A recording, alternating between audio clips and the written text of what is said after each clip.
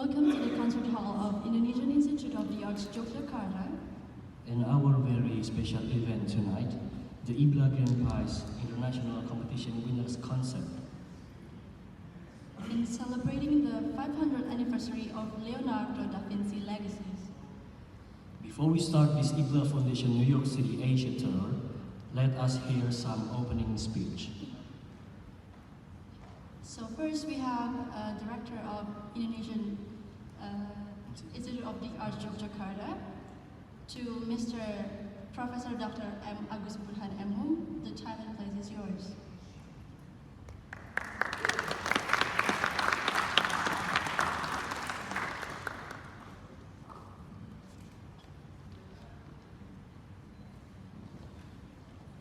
Assalamualaikum warahmatullahi wabarakatuh. Selamat malam, salam sejahtera untuk kita semua. Good evening, ladies and gentlemen.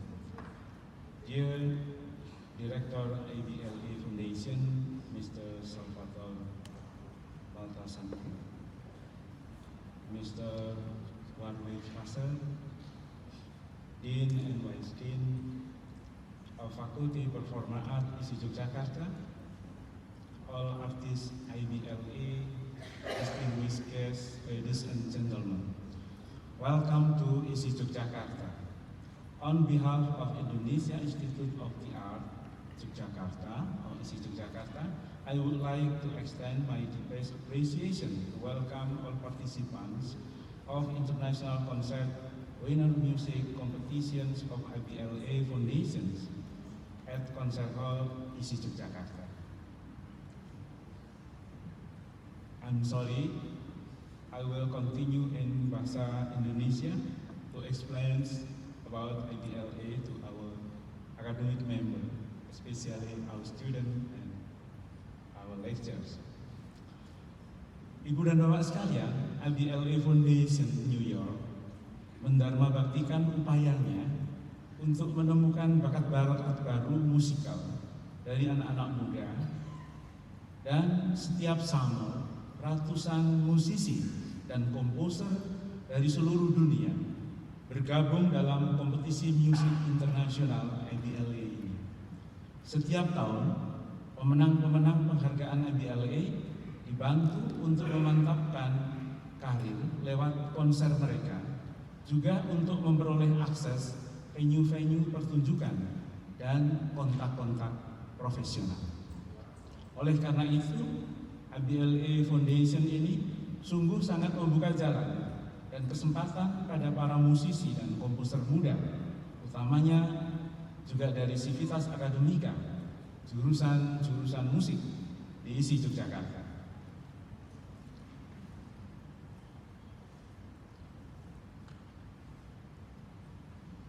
Ladies and gentlemen, on behalf of ISI Yogyakarta, I would like to convey my sincere gratitude and deepest appreciation to Director IBLA Foundation,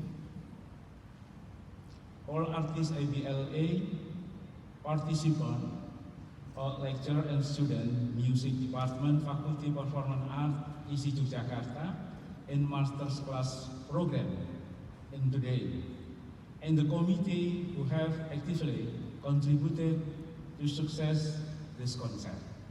Hopefully, the outcomes of the International Concert Winner Music Competitions of IBLA Foundations will be beneficial of us, IBLA Indonesia and ISI Yogyakarta, enhance the mutual cooperation years to come. Have a great time of the IBLA Prize Winner Concert. Thank you very much.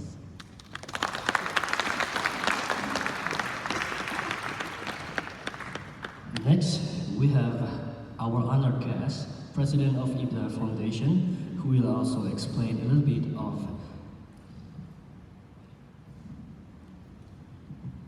Your Excellencies, ladies and gentlemen, thank you for being here tonight, for taking your time to be with us tonight. I will first IBLA. What is IBLA IBLA? In case you forget, it's here. So IBLA.org, you can get all the information you want from our t-shirts. IBLA Ibla is the southernmost town in Italy, in Sicily. So it's a town where we select every summer hundreds of musicians perform night and day, all week, and then we choose the best performers and we present them to you on their way to their debut to Tokyo, and then they will do a tour of the USA in America and for their debut at Carnegie Hall in New York. So that's the general shape. Those of you who have any questions or anything, always remember ibla.org, write an email, we respond. So, and now I just want to now again say thank you to all the people directly involved in these efforts for tonight. Warwick Purser, #1 supporter, thank you so very much. And Nuki Ardian. And we had this fantastic experience today with the students of this amazing academy. Very talented students, excellent professors. So I would like to thank Eritha Sitorus and Gatut Bintarto. Thank you very much for what you did for us today. Your students are amazing, and it was a pleasure to work with them. We look forward to hear them again. It was a great experience. And of course, guys, where are the two of you there? Rafli Pradanto and Patricia Gaberato. Thank you so much for your patience.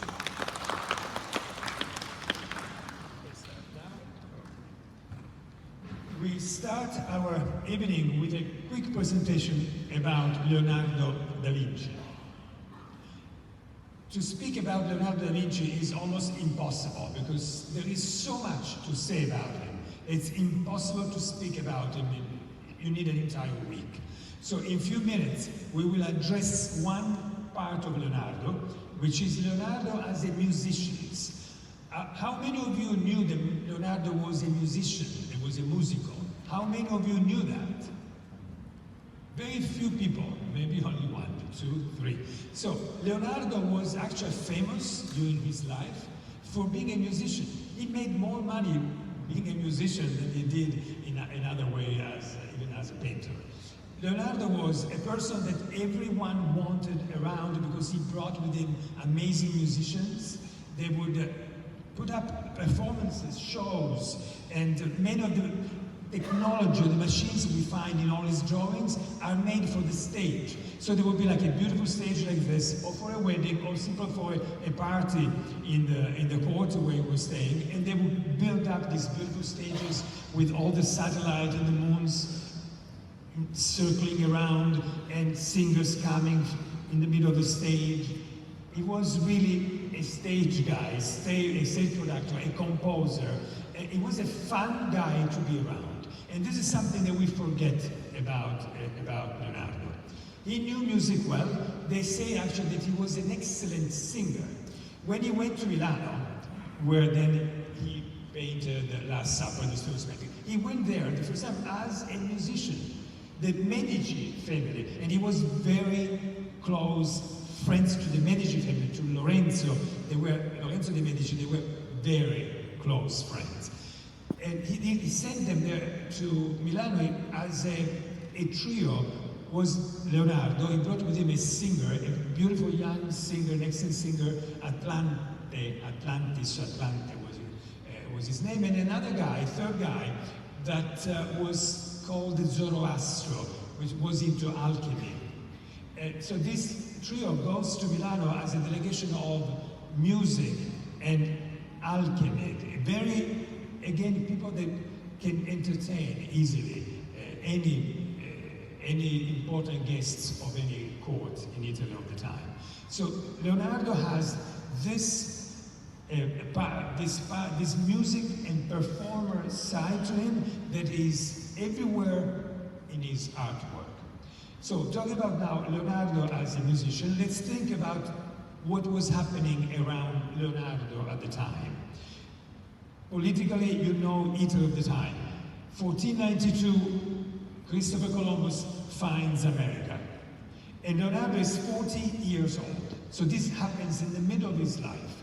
We had popes in Rome named Giulio, Alessandro, Julio after Julius Caesar, Giulio Cesare, a Roman emperor, Alessandro, after Alexandro Magno, Alexander the Great, just to understand what the culture was at the time, what kind of popes we had at the time. Then there is Savonarola in Florence, which instead makes the artists feel bad for being too free in their depictions, and it was bringing the more severe, austere part of the church. So Botticelli eventually burns his own paintings because he felt that he was not producing work that were in grace of God.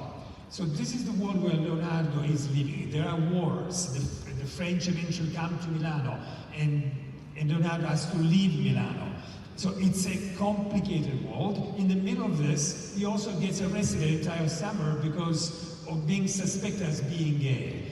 And the same Botticelli has this problem, and Josquin des Prez and other musicians. So historically, this is where we are in Italy at the time. Now, for music, I want to talk to you quickly about Guido d'Arezzo. Right? Guys, who are ready with Guido d'Arezzo?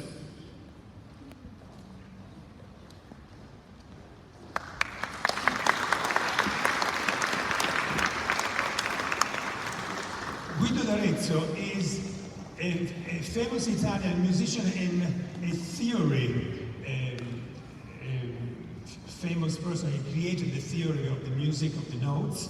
And he's the guy that created the notes as we know them today. Do, re, mi, fa, sol, la, si. Those notes were written by Guido d'Arezzo within a chant, a song for St. John.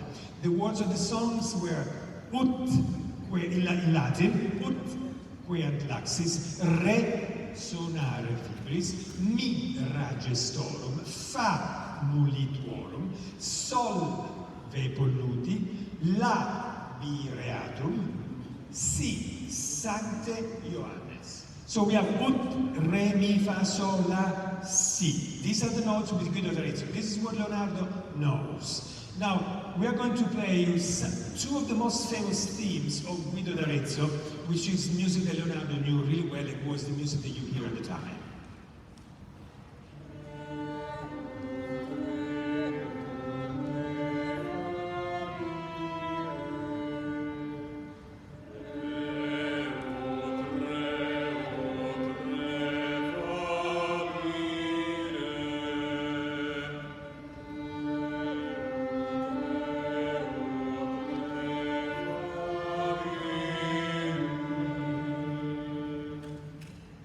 Second theme.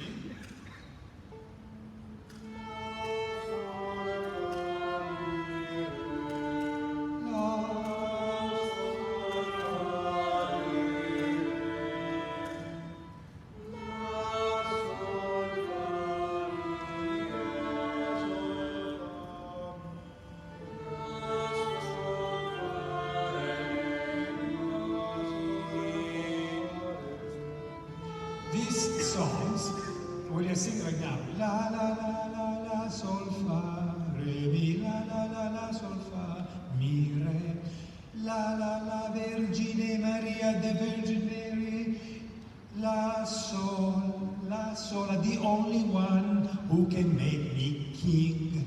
The Virgin Mary is the only one that can make me a king. So the words of the notes have a content, a poetry content. This is important because what you see behind are songs by Leonardo da Vinci. Leonardo would compose the themes like this, and then improvisation. He was an excellent player of lyra, and then they would do improvisation. They were vocal and they were instrumental. So now we are going to sing for you some fragments of Leonardo and how these things could be performed at the time. Now Leonardo da Vinci.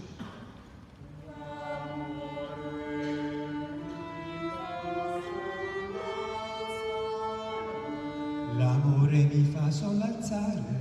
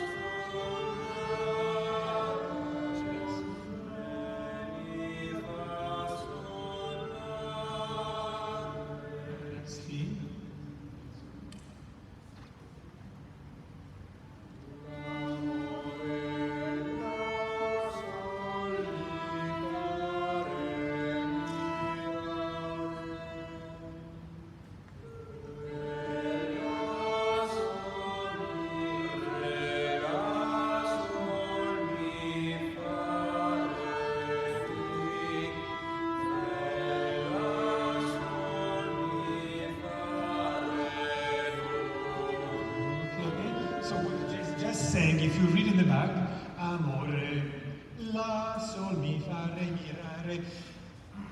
Love is the only thing that makes me think twice and makes me very careful. Love, amore, la, sol, the only thing, la sola cosa, the only thing, mi fa remirare, that makes me, fa, mi, remirare. Think twice. Be careful. I'm careful when I'm in love.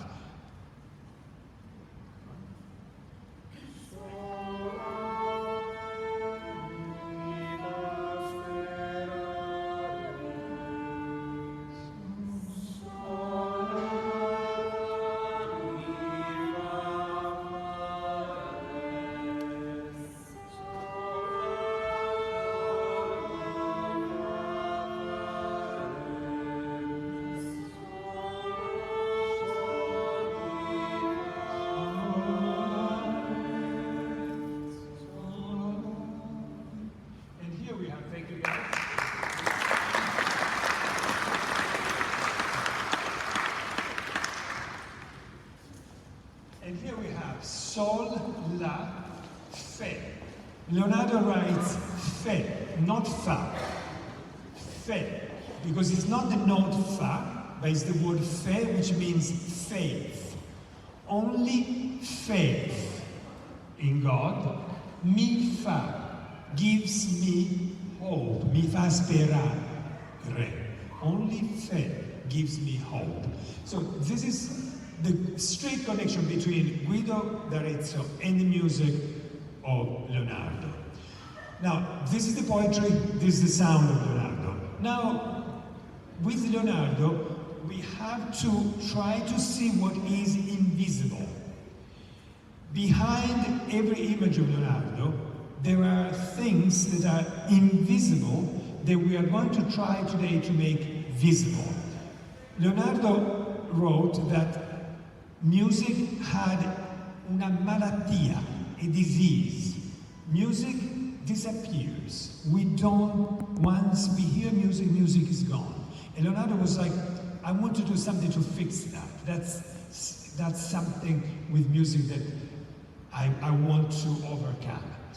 At the time of Leonardo, you learned trivial, quadrivial. Trivial was for the lawyers, to become a lawyer. So you did grammar, you did rhetoric, so you learned how to write and speak as a lawyer. Then there was a quadrivial, so that was the university of the time. Quadrivial, you started with math, mathematics, geometry, astronomy, and then music. You had to be first a mathematician, a geometra, an astronomer, and then you could be a musician. So music was considered the highest level of the time. What Leonardo tries to do, and that's his intention, he says, I want to bring painting at a higher level, even higher than music, by bringing music inside the paintings. How do you do that? And here we go, what was happening at the time. So we are 1492 America. But before, when Leonardo was born, 1450, 52, 53, it had happened in the 20s, 30s, but 1453, Constantinople becomes Muslim.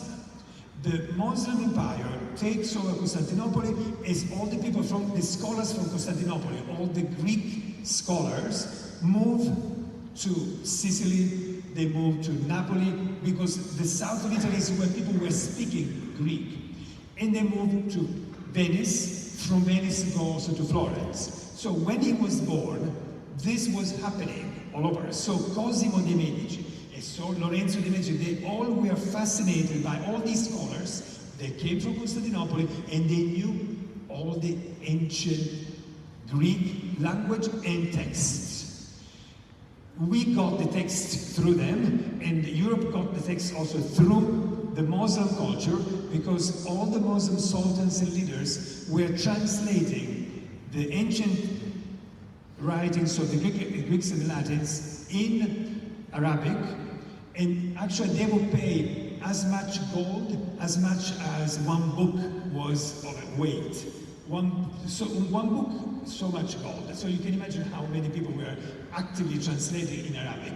And because of that, many books survived into Europe later on. So with all these people in Italy speaking Greek, you have some people, important people from Venice. Even Cardinale Pietro Bembo, as a young man with his friends, was sent to Messina to study 2 years Greek there. These people found all these Greek writings, all the Greek knowledge of 2000 before Leonardo. They were fascinated by that. There is a guy called Pythagoras. Do you know Pythagoras? In mathematics, you know Pythagoras. You know that Pythagoras was in Crotone, Calabria, the south of Italy, the tip of the boot before Sicily is Crotone. That was Pythagoras. Then there was Archimedes, which was called Archimedes Pythagorico.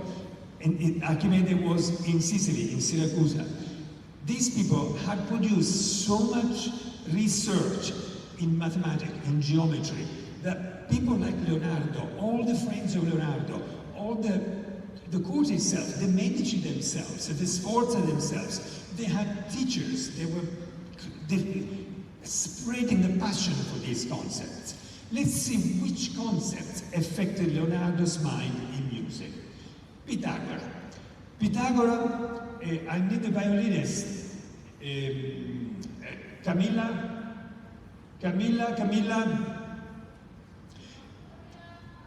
Pythagoras had a school of mathemata. People that were learning geometry and they were good in geometry. These people were called the mathemata. They were like initiated people. They could be part of the school of Pythagoras. Camilla will now show us what Pythagoras found out in music that became also numbers. Camilla, let's start with the sound, a La. Okay, I play La.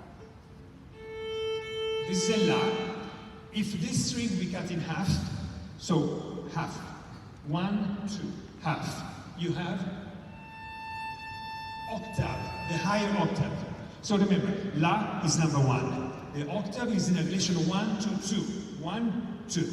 Now, the same string, she's going to divide in 3 parts, and so she will play 2/3. 2/3. Now play La and then Mi. La, then Mi. So we have an octave, and then we have the 5th. Now dividing in 3/4, we have the 4th. So we have La, octave, 5th, and 4th.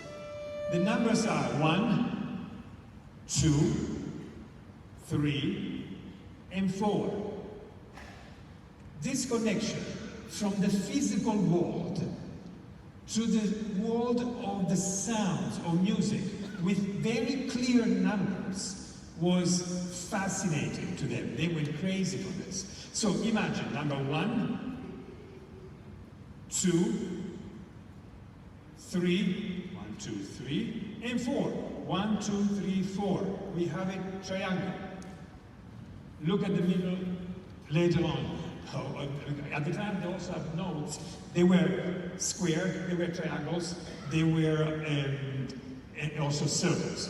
With Pythagoras we have a triangle and we have the number 10 inside. Thank you, Camilla.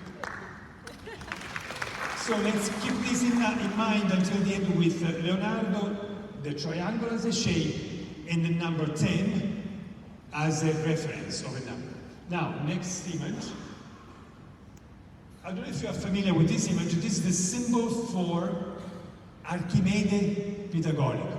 Archimedes went crazy for searching the relationship between a cylinder and a sphere.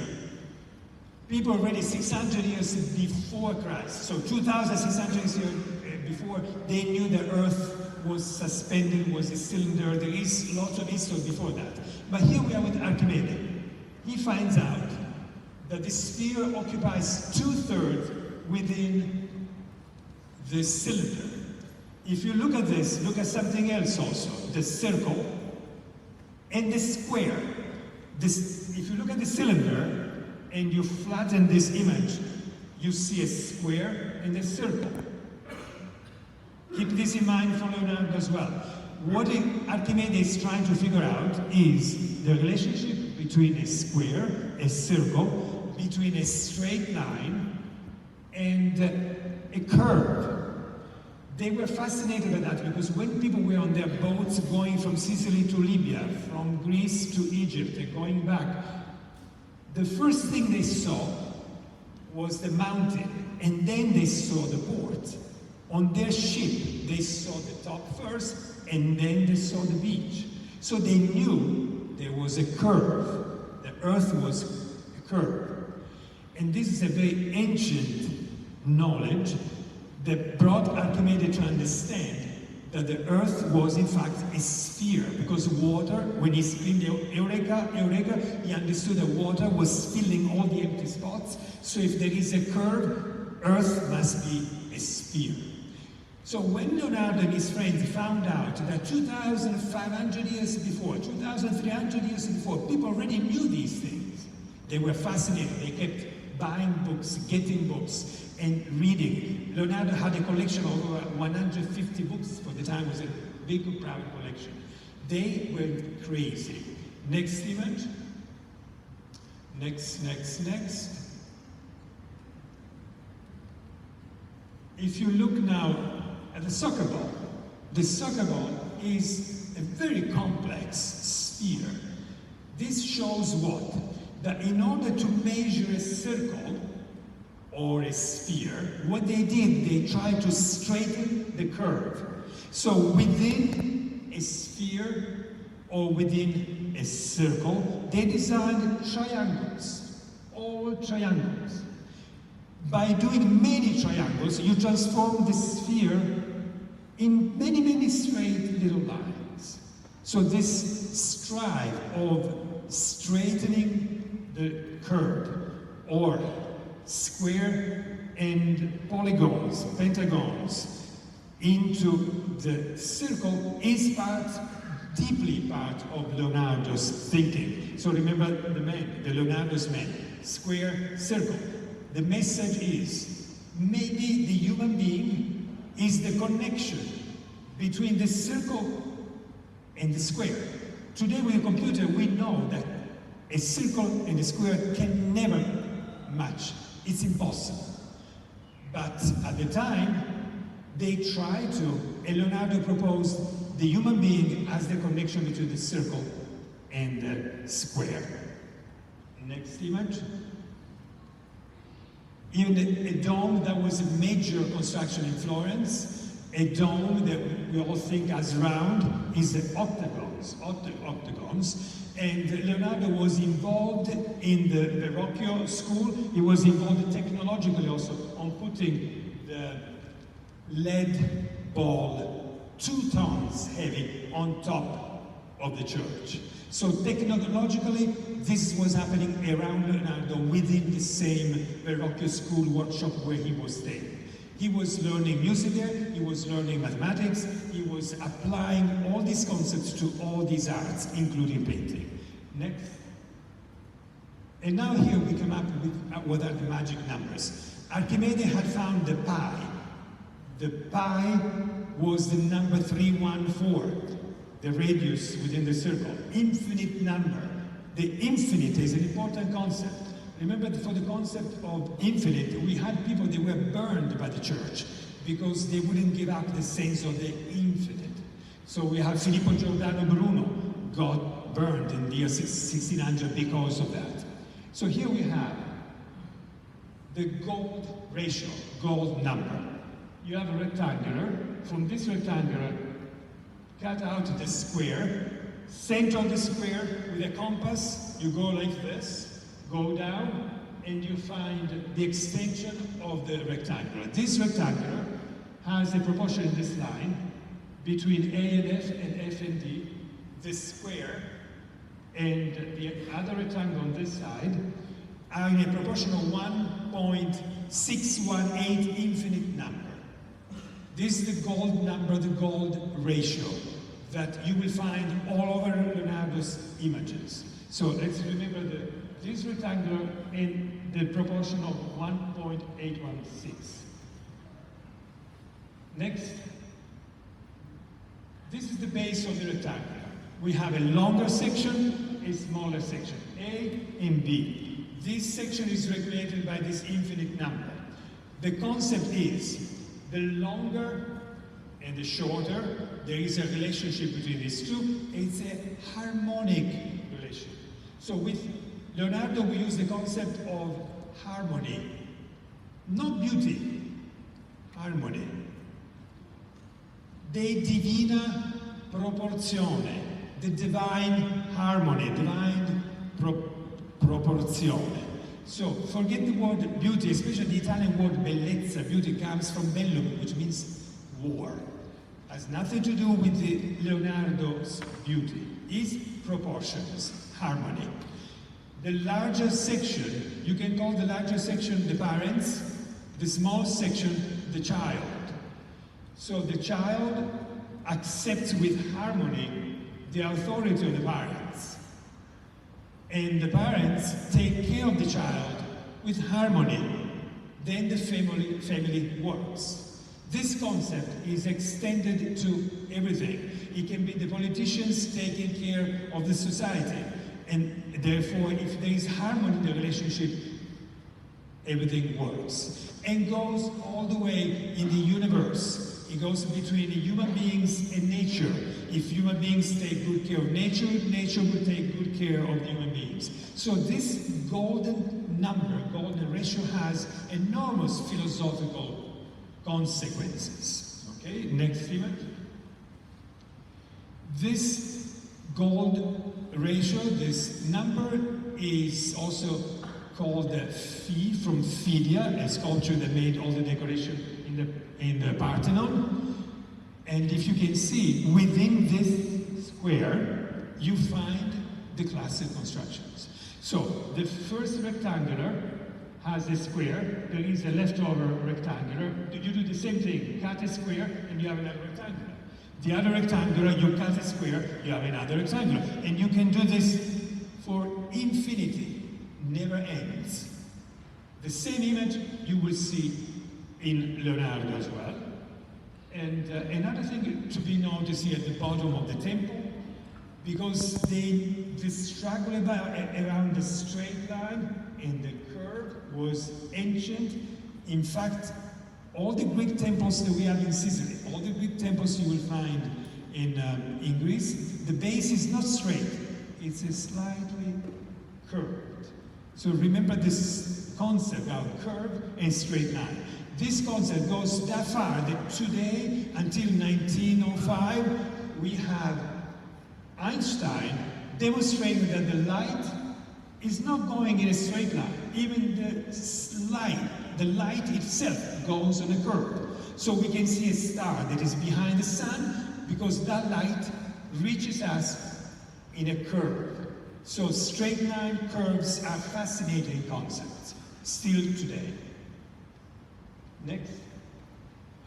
We go back to this rectangular, and again with the compass, from this side, you trace that curve. Then you do the same thing in the next square, another curve, and from the other one, another curve. All these fragments of circle, these curves, in this golden ratio, become a spiral, an infinite spiral. This infinite spiral is also found in nature, in a sunflower, in a shell. You find it in a ginger flower. Everything in nature grows with angles that reflect this golden ratio. And this concept connects with another teacher of Leonardo, Leonardo Fibonacci, which he created the school where Leonardo studied mathematics. Fibonacci found the same ratio, the same numbers. And eventually Keplero later on connected things together. But these infinite numbers, the fact that 1 plus 1 equals 2, 1 plus 2 equals 3, 3 plus 2 equals 5, all these numbers are in Leonardo. Mathematics, if you have 3 plus 2, you have 5 in a line, right? 3 plus 2 equals 5. But if you go back to Pythagoras, and you have the square of 3 plus the square of 2, it's no longer 5. The result is what? 13. So mathematics, there is a linear mathematics, but then there is a geometric mathematics that has different results, different numbers. So I'm telling you just fragments, little things, to understand how the mind of Leonardo and his friends was fascinated by these concepts, and how these concepts of numbers, music, and geometry, and therefore the world, the universe, the planets, everything enters his paintings. Next. And here you see these systems applied. You can see, it's self-explanatory, I have nothing to say, right? Next. You can see here there's much more after the square, after the circle. The light comes to our face, right? What do you see? Proportion between here and here, golden proportion. From here to here, again golden proportion. Golden proportions all around our bodies. They could find everything. The foot gives the measurement of the foot, because they didn't have the meter at the time. The foot was also an element of the measurement. All these come into Leonardo. Light is coming to a face. There is not a straight line. Light is sfumato, creates no lines. That's where the Mona Lisa has no lines. It was against lines. That's one of the things with Michelangelo that he hated about Michelangelo, was the lines, this conception. Next. And then you can enter the world of fantasy. You can find all these things everywhere, in every corner of every painting of Leonardo. Next. And now I will try to be quick with this image. You all know it, right? And there are many explanations. I give you the one from a musician. Leonardo writes very clearly, describes how a string vibrates. If you touch a string, it vibrates this way. The sound goes out, goes behind. The sound moves because there is air. So you have in the back the blue sky of the back and mountains in the back. You see everything blue. Why? Because there is air. Leonardo wants to tell us that even the visual changes because of the air, becomes blue. You don't see blue mountains, but they look blue because there is a distance. And the distance is given also by a sound. Then Jesus is got a specific moment when he says, I truly, truly tell you that one of you will betray me. It's a major statement. The word, the Jewish culture, the Christian religion cultures come from the word, la parola, the word. The word is what? Sound. Everything comes from the sound of God, the word of God. Jesus is saying here, one of you will betray me. But he's not, his lips are closed, he's barely open. He's just saying, you don't see it said.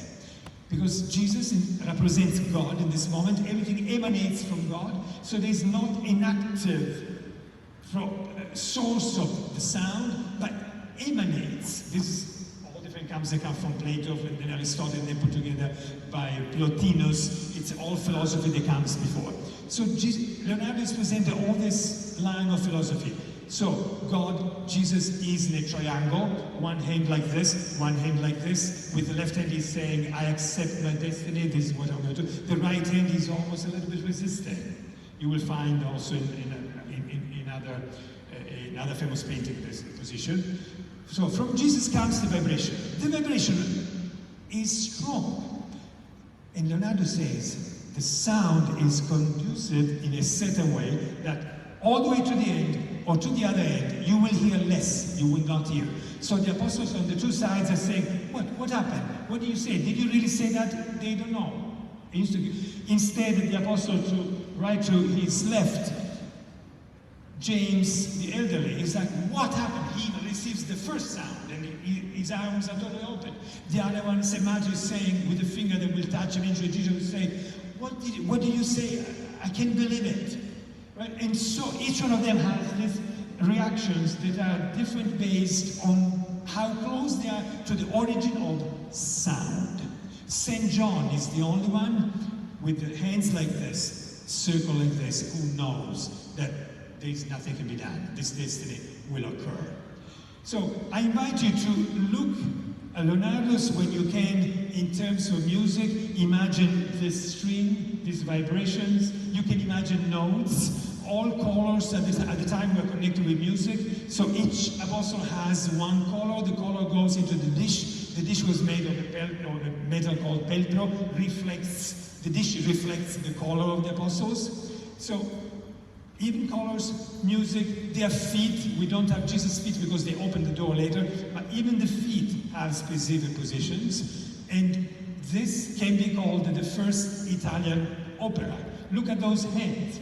One hand, St. Peter that talks, pulls St. John. And St. James, the younger one, that reaches for St. Peter, saying, what happened? And the knife behind. Hands all over the place along this vibration of sound. That's why we can call it an Italian opera. Thank you so much, and we start with the real opera today.